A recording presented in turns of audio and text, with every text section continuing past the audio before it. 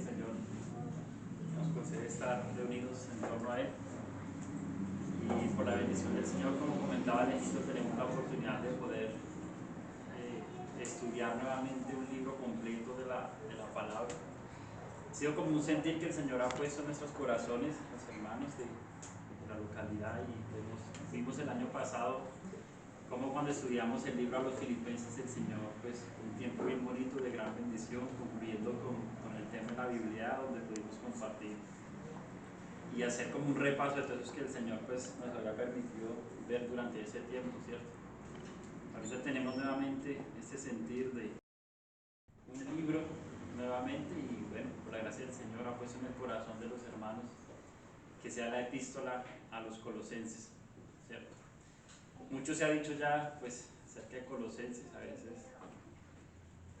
Cuando ahorita que pues, decía que iba a hacer la introducción pensando en esto, yo decía como Señor, ¿qué podría yo pues decir? Y después caí en cuenta que realmente yo no puedo decir nada, ¿cierto? Que el Señor es el que puede hablar a través de uno. Le pido al Señor que nos conceda de su gracia, nos conceda de su espíritu, no solo a mí, sino también a mis hermanos que van a estar viniendo también pues después de este domingo, los próximos domingos, para que el Señor nos permita perseverar y podamos completar este precioso libro. Amén. La epístola del apóstol Pablo a los Colosenses, hermano. Yo quisiera pues introducir la carta, obviamente pues entendiendo primero dónde sucedió esto, quién la escribió, ¿cierto? Y a quién estaba dirigida esta carta. Entonces hoy, digamos, vamos a hacer un panorama general, no voy a entrar, digamos, a fondo en ninguno de los versículos, voy a leer varios versículos, pero no voy a detenerme mucho, pues, digamos que en ninguno, eso ya lo vamos a hacer de aquí en adelante. Entonces voy a empezar por, digamos, la geografía, dónde estaba o qué era Colosas, ¿cierto? Colosas era una ciudad del Asia Menor en la época del Señor Jesús, ubicada muy cerca también a la ciudad de Éfeso y un poco al sur de la ciudad de Filipenses, que estuvimos viendo ya hace un tiempo atrás, ¿cierto? También estaba muy cerca a otras iglesias que también son mencionadas en la Biblia, que es la iglesia de la Odisea, y otra ciudad también llamada Hierápolis, donde el apóstol Pablo también pues compartió con esos hermanos allí, ¿cierto? Esta ciudad de Colosas se dice que fue una ciudad próspera en su tiempo porque quedaba como en cierta ruta donde se movía pues como el comercio entre el Imperio Romano, ciertas otras ciudades. Entonces esta ciudad, digamos que fue un centro no solo económico, no solo donde se movían pues el tema del dinero y demás, sino también un centro, digamos, de compartir de hombres de aquella época de diversas filosofías. Y justamente eso es lo que pues, va a llevar al apóstol Pablo a escribirle una carta a sus hermanos que habían creído en este lugar, porque estos hermanos se van a empezar a ver afectados justamente por estas diversas creencias y filosofías que estaban llegando al lugar donde ellos habitaban, que era la ciudad de Colosas, ¿cierto? Próspera más o menos hasta el siglo VIII después del Señor Jesucristo. Allí, digamos, sucede algo con esta ciudad, y es que las rutas comerciales que pasaban por ella fueron desviadas justamente hacia otras ciudades, que es la Odisea y Hierápolis. Entonces Colosenses quedó como, la ciudad de Colosas, perdón, quedó como aislada, pues, a cierto, digamos, ya no tenía esa misma fuerza comercial que tuvo en tiempos anteriores, aún ya en la época del apóstol Pablo, venía disminuyendo, pues, en ese sentido, al punto que en el siglo XII fue destruida en manos de los turcos. Hoy día Colosas no existe, solamente pues temas de ruinas y todo esto. Tristemente esta ciudad fue destruida y pues no se volvió a reconstruir ni nada de esto. Y de hecho no se sabe mucho de Colosas, digamos, fuera de la Biblia, pues digamos que en temas de escritos de otros historiadores es muy poco mencionado, justamente porque fue destruida y pues nunca más se volvió a reconstruir. Pero para nosotros como cristianos esta ciudad sí tiene, o esta iglesia que habitó en esta ciudad, es muy importante y deberíamos conocer lo que el apóstol Pablo le dijo a estos hermanos. ¿Amén? Entonces eso es lo que nos compete a nosotros, poder estudiar, poder profundizar. El Señor nos conceda pues avanzar en esto. Amén. El autor, evidentemente, pues todos los hermanos han coincidido durante la historia, los patriarcas y todo, que el autor de esta carta fue el apóstol Pablo, aunque Pablo nunca visitó esta ciudad directamente. Pablo no estuvo con estos hermanos. Y esto nosotros lo podemos ver aquí mismo en la carta. Miren el versículo, leamos el versículo 7 y 8 del capítulo 1, miren lo que dice Pablo. Versículos 7 y 8. Como lo habéis aprendido de Epafras, nuestro consiervo amado, que es un fiel ministro de Cristo para vosotros, quien también nos ha declarado vuestro amor en el Espíritu. Es decir, que esta iglesia, y yo me enteré de eso hasta tener la oportunidad de estudiar esto, no fue fundada por el apóstol Pablo. Esta iglesia fue fundada por un hermano llamado Epafras, quien se cree había recibido del Evangelio y de las enseñanzas del apóstol Pablo cuando él hizo el tercer viaje misionero y estuvo en la ciudad de Éfeso. Allí se estima que estuvo este siervo del Señor llamado Epafras, y él aprende de Pablo todas las cosas del Señor, es convertido y después vuelve a su ciudad natal, que era Colosas, y él inicia esta iglesia allí. ¿Por qué yo digo esto? Miren lo que dice, si quiere vamos al capítulo 19 de Hechos de los Apóstoles, y miren lo que dice ahí.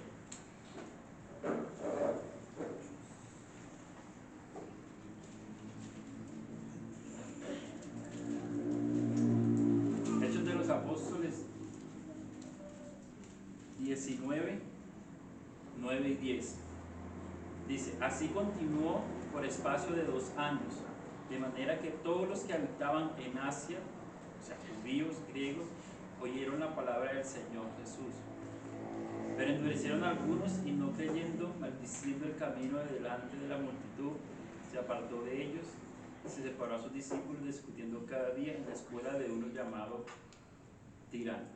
O sea, es decir, que el apóstol Pablo en esta ciudad podía enseñar, ¿cierto?, a esta gente del Asia allí, y llegaron varias personas. Por eso se cree que entre estas personas que llegaron, uno de esos que estaba allí siendo enseñado por el apóstol Pablo fue justamente esta persona que les decía, nuestro hermano Epafras. Entonces, él es el que se cree que inició la iglesia en la ciudad de Colosas. Amén. Ese es el autor, nuestro hermano Pablo. Es visitado por Epafras en la cárcel, y Epafras le comenta esta situación que están viviendo los hermanos aquí en la iglesia, que están siendo como tentados una vez que han recibido el Evangelio. Es que nos dijiste Hechos 19, pero no coincide. Sí, 10, 9, 10. Sí, sí. Les decía que él va y visita a Pablo, ¿cierto? Y siente una carga porque él está viendo cómo sus hermanos que habían creído en el Señor fielmente, ahorita estaban siendo tentados a creer otras cosas. Y eso nosotros podemos ver, hermanos, que no es algo nuevo. Hoy día nosotros, y tristemente aquí en la localidad, pues hay hermanos que han estado con nosotros, se han unido y se han apartado porque han llegado a creer pues cuestiones de que el Señor Jesucristo no es suficiente, sino que nosotros podemos añadirle algo pues a nuestra salvación, ¿cierto? Se han dejado de pronto influenciar y tristemente, digamos, se han apartado del camino que una vez nosotros creímos, ¿cierto? Eso es lo que Pablo va a tratar, digamos, de combatir o de enseñarle a estos hermanos, que la obra del Señor Jesús está completa en él, que nosotros no necesitamos nada más allá fuera de nuestro Señor. Amén. Y él va a escribir aquí todos unos 4 capítulos en esta carta donde va a tratar de demostrar esto. Amén.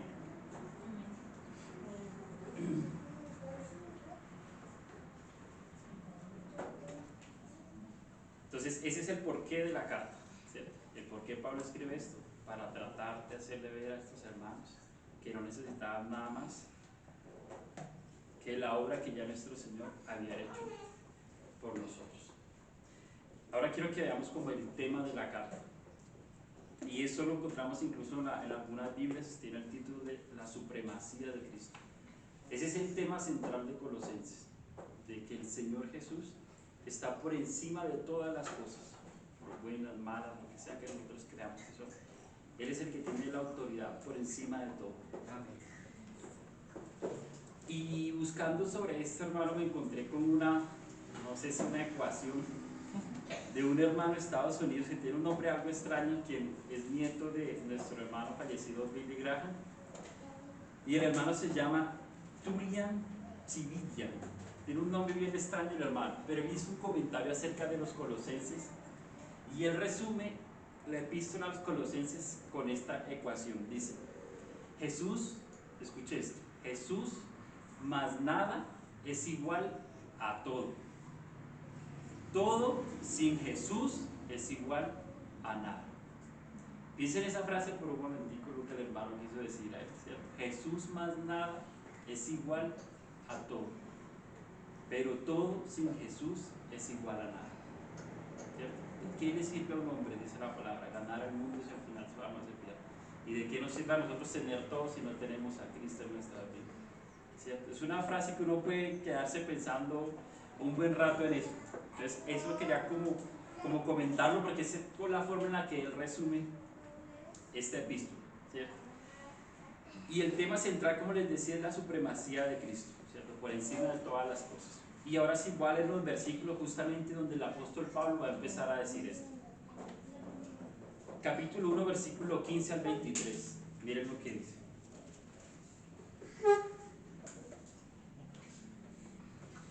Él es la imagen del Dios invisible, el primogénito de toda creación.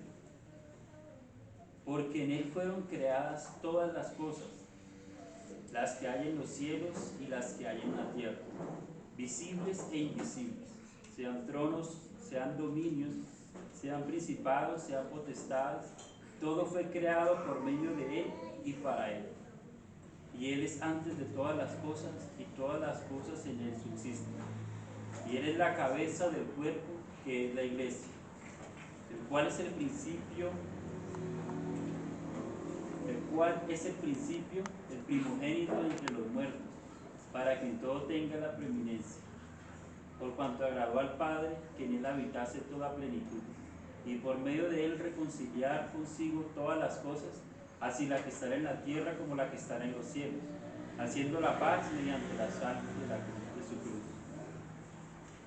Y a vosotros también, que eras en otros tiempos extraños y enemigos en vuestra mente, haciendo malas obras, ahora os ha reconciliado en su cuerpo de carne por medio de la muerte, para presentaros santos y sin mancha, irreprensibles delante de Él.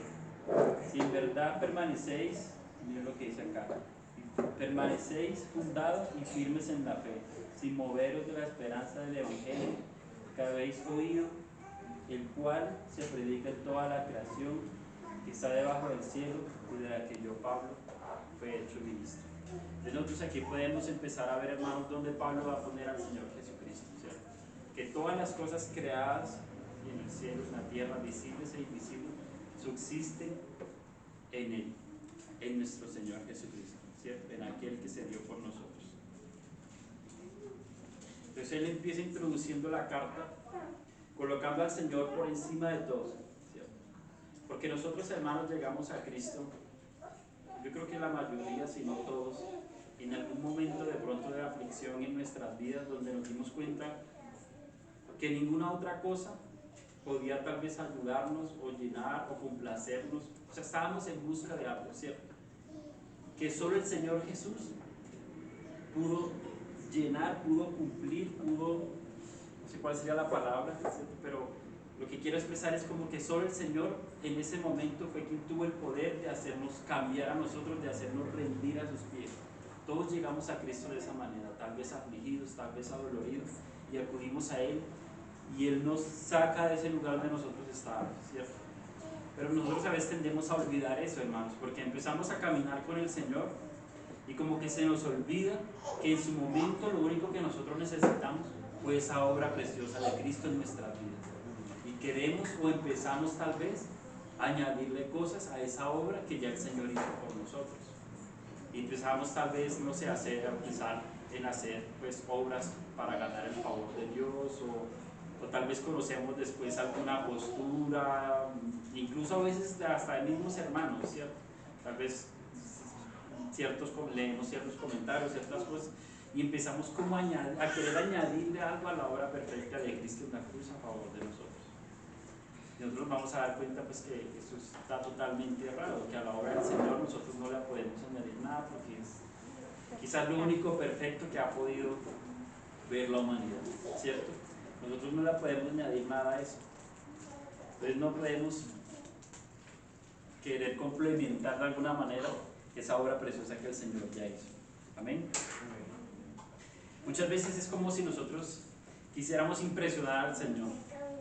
A veces nosotros quizás hasta de buena manera pensamos en, no sé, voy a levantarme más temprano, voy a leer más la Biblia, voy a orar más, como, ¿cierto? Como queriendo tal vez buscar el favor de Dios.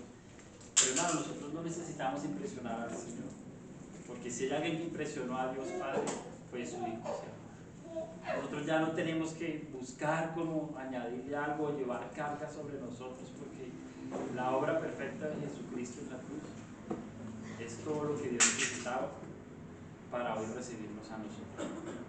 Y yo hoy quizás lo voy a repetir mucho, hermanos, pero es que es necesario que nosotros recordemos el Evangelio, porque a veces nosotros sí entendemos esa obra de Cristo, entendemos que Él pagó por nuestros pecados, pero a veces como que no sé si lo olvidamos o lo damos como por sentado y a veces reducimos el Evangelio como algo pequeño.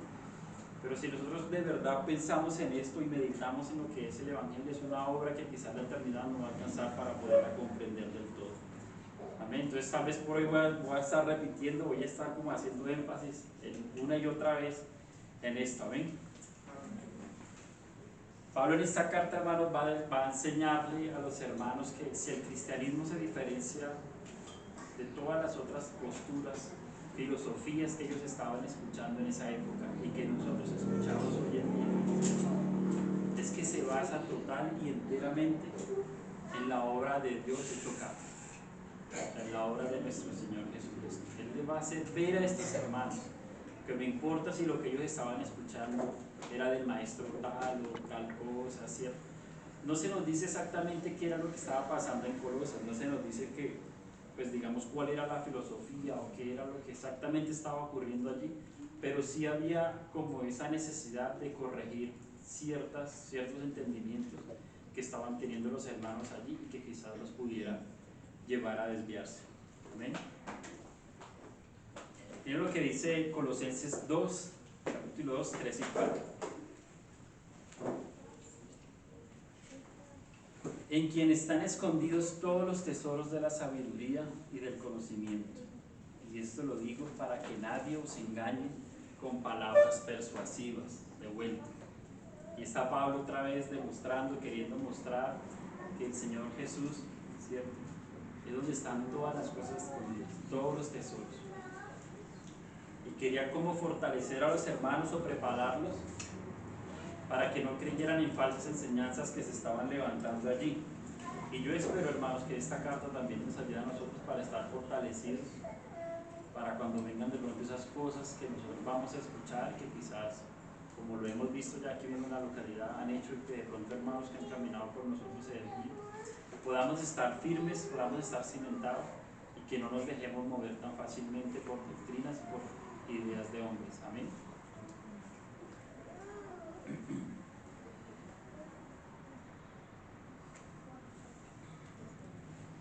Si tenemos a Cristo, hermano, tenemos todo, ¿cierto? Como decía nuestro hermano aquí, el de la ecuación. Si tenemos al Señor, no necesitamos nada más. La centralidad del cristianismo, hermanos, es que Dios se hizo hombre para morir en una cruz y así nosotros poder tener el perdón de nuestros pecados. Para hoy, si nosotros hoy estamos aquí, no ha sido por nuestras buenas obras, no ha sido porque quizás nosotros entendimos algo mejor que los demás, no. Simplemente porque el Señor, en su gracia y en su misericordia, tuvo amor para con nosotros y tuvo misericordia para juntarnos. Amén.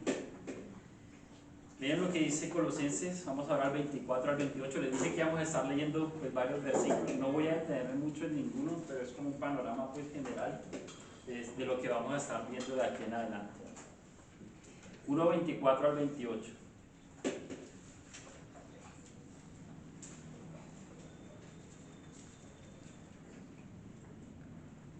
Ahora me gozo en lo que padezco por vosotros.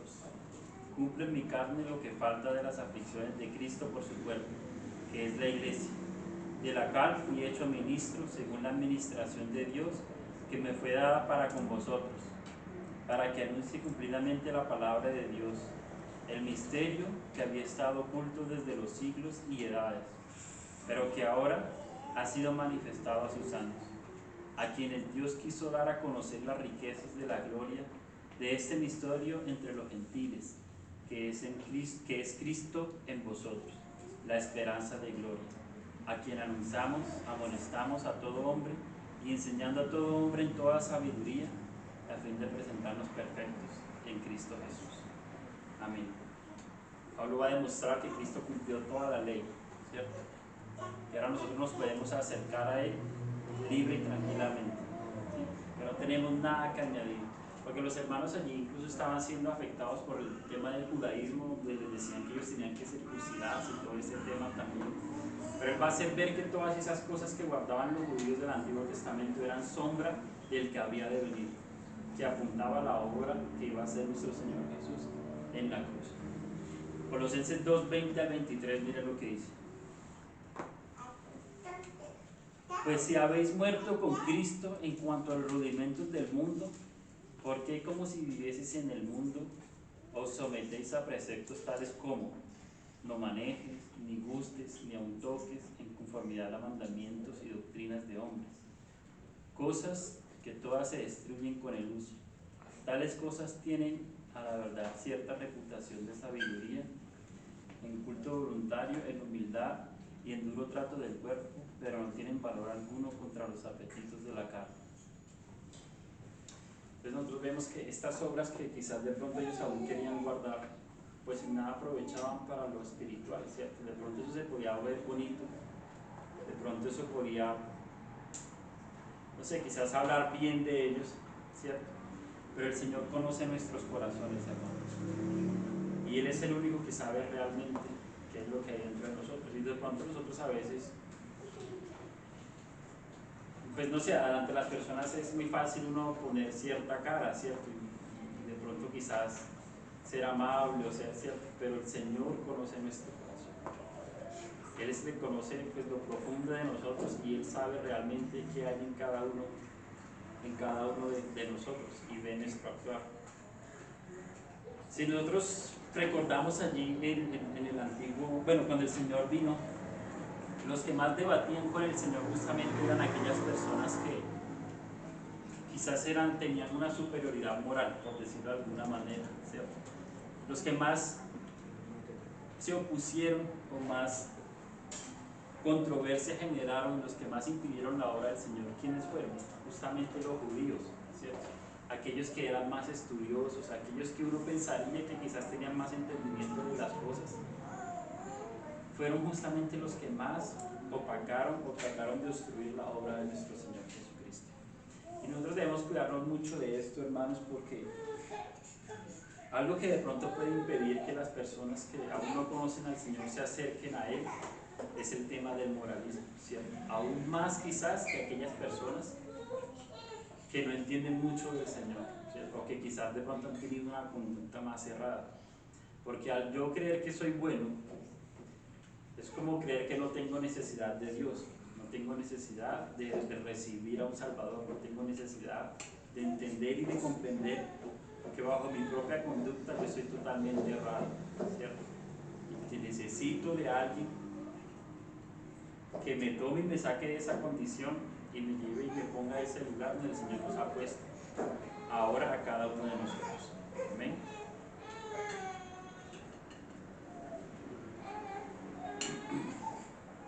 Todo lo que nosotros necesitamos, hermanos, no necesitamos buscarlo fuera de nuestro Señor Jesucristo.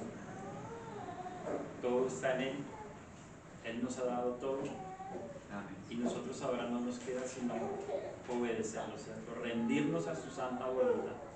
Pero no, nuevamente, como les decía, como para tratar de torcer el brazo del Señor y que nos conceda favores a nosotros, sino que en la estructura de la carta que vamos a ver ahora, justamente Pablo como que hace eso primero. Miren, que en el capítulo 1 y 2 Pablo enseña cosas como meramente doctrinales, o sea, él va a poner a Cristo en ese lugar superior, ¿cierto? Va a exaltar al Señor. Y en los capítulos 3 y 4 él va a mandar a los cristianos a vivir de cierta manera, ¿cierto? Y yo me preguntaba, ¿y por qué Pablo no lo hace al revés a nosotros? ¿Cierto? Oiga, sea un buen esposo, porque eso lo vamos a ver acá, ¿sí? Trate bien a sus empleados, allá les dicen a sus siervos, sean buenos, ¿cierto? Sus jefes sean buenos con sus siervos. amos sean buenos con sus siervos, sean buenos esposos, sean buenos hijos. Pero él hace eso después de que él, por decirlo de alguna manera, le predique el evangelio a creyentes. O sea, él primero inicia su carta, solamente saludando, y luego exalta esta obra del Señor hecha a favor de cada uno de sus hijos, ¿cierto?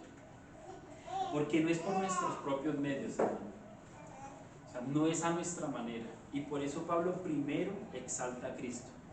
O sea, si nosotros hoy podemos vivir de cierta manera, ¿sí? Porque el cristianismo tiene normas morales que manda para cada uno de los que decimos creer en estas cosas que el Señor ha hecho, ¿cierto? Pero no por esas normas morales nosotros vamos a ganar el favor de Dios. Porque de vuelta les digo, Dios ya fue impresionado. Y no es por lo que nosotros podamos hacer, sino por la obra del Señor Jesús. Entonces eso es lo que a Pablo hace primero. Les va a decir, miren, si ustedes pueden llegar a vivir de esta manera, es porque primero Cristo pagó por cada uno de ustedes. Es porque en Él es que están escondidas todas las cosas. Es porque Él es el único capaz de hacernos salir de ese lugar en el que nos encontramos y justificarnos por la fe. Es porque Él es quien fue capaz de borrar nuestros pecados, ¿cierto? Leía también hacía poco que en esta época del Señor habían como unos papiros que eran borrables, que cuando las personas que cometían un delito le anotaban allí en esos papiros como el delito, no sé, se robó una vaca, por ejemplo, ¿sí? Entonces decían aquí, Jorgito se robó una vaca, tiene que pagar, no sé, 1 año de cárcel. Pero una vez Jorgito pagaba su año de cárcel, esos pecados eran borrados de esos papiros, y es como si nunca Jorgito se hubiera robado esa vaca. Eso fue lo que sucedió justamente con nosotros. Una vez nosotros conocemos a Cristo, todos esos pecados que nosotros habíamos cometido es como si el Señor los hubiera borrado, porque Él pagó por cada uno de esos pecados. Eso debe ser motivo de alegría para nosotros, o sea, saber que esas cosas que nosotros hemos cometido, ¿cierto? Ya no nos condenan, ya no están ahí para afligirnos, ¿cierto? Porque Él pagó por nuestros hijos, Él pagó por nuestros pecados y cargó sobre eso, cargó con esas cosas sobre Él. Amén. Entonces eso debe ser motivo de alegría para nosotros. El moralismo nos aleja de Dios, ¿sí?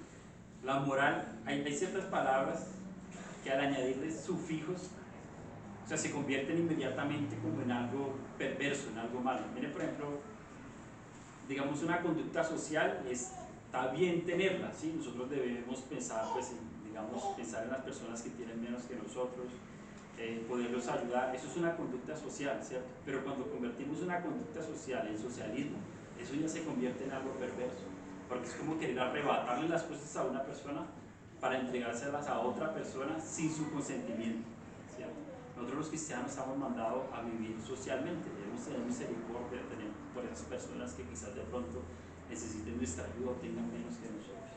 Pero cuando se trata de socialismo y es como querer tomar a la fuerza y ver que otros se terminan beneficiando de eso, eso ya es algo errado. Y justamente eso mismo pasa con el tema de la moral. O sea, Dios nos manda a nosotros vivir de forma moral, tener buenas conductas, ¿cierto?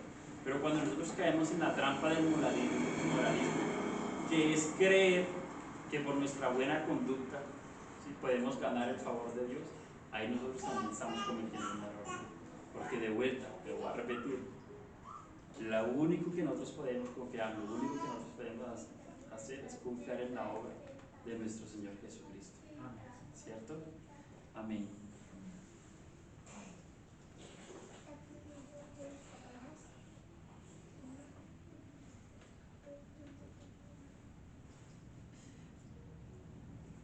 Ese Cristo no es nosotros. Miren estos versículos que están ahí, 1, 13 y 14. Miren lo que dice. El cual nos ha librado de la potestad de las tinieblas y trasladado al reino de su amado Hijo, en quien tenemos redención por su sangre, el perdón de pecados. Pablo va a empezar a mostrarle a los hermanos que es en Cristo que nosotros tenemos todas las cosas, que nuestro moralismo y todas estas cosas que nosotros podemos aportar en nada tienen validez para con Dios, ¿cierto? Colosenses 1, 21 y 22. Y a vosotros también, que eras en otro tiempo extraños y enemigos en vuestra mente, haciendo malas obras, ahora os ha reconciliado en su cuerpo de carne por medio de la muerte, para presentaros santos y sin manchas e irreprensibles delante de él. Colosenses 1 del 27 al 28. A quienes Dios quiso dar a conocer las riquezas de la gloria de este misterio entre los gentiles, que es Cristo en vosotros, la esperanza de gloria, a quienes anunciamos, amonestando a todo hombre y enseñando a todo hombre en toda sabiduría, a fin de presentaros perfectos en Cristo Jesús a todo hombre. ¿Sí? Colosenses 2, 6 y 7. Por tanto, de la manera que habéis recibido al Señor Jesucristo, andad en él, arraigados y solidificados en él, confirmados en la fe, así como habéis sido enseñados, abundantes en acción de gracia. Es en Cristo Jesús que nosotros podemos caminar, es en Cristo que podemos perseverar, es en Cristo que nosotros podemos caminar esta carrera en la cual nos ha puesto. Amén. Y todo esto que Pablo les está diciendo a ellos, ¿cierto?, es lo que nos va a llevar a nosotros a poder vivir de una forma diferente. Una vez nosotros comprendemos esto que el Señor Jesús hizo por nosotros, eso debería llevarnos, hermanos, poder comprender esto, poder entender esto, poder vivir, debería llevarnos a expresar esa vida que el Señor Jesús también vivió. Cada uno de nosotros deberíamos tratar de imitar a Cristo en sus conductas, y ese debe ser la meta de todo cristiano. Si nosotros hoy nos levantamos no para vivir como Jesús, sino para vivir de cualquier otra manera, quizás pues será un día que debiéramos borrar de nuestras vidas, ¿cierto? Porque ese es el propósito del cristiano, ser cada día más como nuestro Señor. Porque el cristiano que diga algo diferente a eso, quizás deba preguntarse uno si realmente es un cristiano, ¿cierto? Si lo que busca con su día a día no es ser más a la imagen de Cristo, uno debería tal vez preguntarse si esa persona realmente sí conoce al Señor. Amén. Miren lo que dice ahí, el 3 del 1 al 5. Vale, acá. Lo que lo va a decir Pablo. Si pues habéis resucitado con Cristo, buscad las cosas de arriba, donde está Cristo sentado a la diestra de Dios. Poned la mira en las cosas de arriba, no en las cosas de la tierra, porque habéis muerto y vuestra vida está escondida con Cristo en Dios. Cuando Cristo vuestra vida se manifieste, entonces vosotros también seréis manifestados con Él en gloria. Y aquí dice, haced morir en el 5. En otra versión dice, por tanto. O sea, una vez que nosotros conocemos esto que Pablo acaba de decir, ahí sí Pablo nos va a dar ciertas conductas de las cuales nosotros debemos seguir y debemos vivir de esa manera. Dice el 5, haced morir pues lo terrenal en vosotros. Y ello va a empezar a dar toda una lista, ¿cierto? Dice fornicación, impureza, pasiones deshonestas, malos deseos, avaricias, que es idolatría. Y ahí pues ahí sigue esa lista, pero eso lo vamos a estar considerando después, ¿cierto? Entonces, la obra del Señor es la que nos lleva a nosotros a vivir de una manera distinta. No pretendamos vivir de una manera distinta, entre comillas, moralismo, para acercarnos a Dios, porque eso pues no es lo que el Señor quiere para nuestras vidas y no es la manera en la que debemos acercarnos a Él. Amén. Nuestra realización, mis hermanos, depende total y enteramente de la obra de Cristo Jesús. Y ya para terminar, no quiero extender más porque pues ya, como les decía, vamos a estar considerando, vamos a estar deteniéndonos un poco en cada una de estas cosas que Pablo va a tratar acá. Pero si quisiera como de pronto concluir con ciertas cosas, volverlos a repetir, yo no quiero que olviden esto, ¿verdad, hermanos? Que eso es muy importante lo que Pablo nos va a empezar a enseñar acá. No podemos hacer nada para impresionar a Dios. Recuerde eso siempre, hermanos. Si usted se levanta temprano, si usted lee la Biblia todos los días, si usted ayuda a los hermanos, amén, ¿sí? Amén. Pero nunca tenga en cuenta eso como para ganar el favor de Dios. Nunca crea que con eso usted va de pronto a torcer el brazo del Señor, no, porque lo único que pudo complacer enteramente a Dios fue la obra de su Hijo en esa cruz. Recuerde eso siempre, amén. Nuestra moralidad no es suficiente para agradar al Señor. Nosotros podemos ser ante el mundo los más buenos y quizás de pronto nunca airarnos, quizás de pronto nunca decir malas palabras, quizás no ofender a nadie, cumplir la ley civil, todo, pero eso no es suficiente tampoco. Amén. Debemos abrazar el Evangelio en la cruz, debemos abrazar el Evangelio y la obra de Cristo Jesús en la cruz, que esto es suficiente, nada más. Si necesitamos algo es lo que Cristo hizo a favor de nosotros en esa cruz. Amén. Debemos aceptar la fe, que es aceptada por Dios y su Hijo amado. Eso es lo que nosotros necesitamos. O sea, si de pronto venimos aquí contando con alguna cosa para agradar a Dios, olvidémonos de esa cosa y abracemos la fe en Cristo Jesús. Creer en Él y en su obra, que es la única que tiene capacidad para poder nosotros recibir el perdón de pecados, también ninguna otra cosa. Voy a concluir leyendo un versículo que está en la Biblia que dice: y Jesús les dijo, yo soy el camino y la verdad y la vida, nadie viene al Padre sino por mí.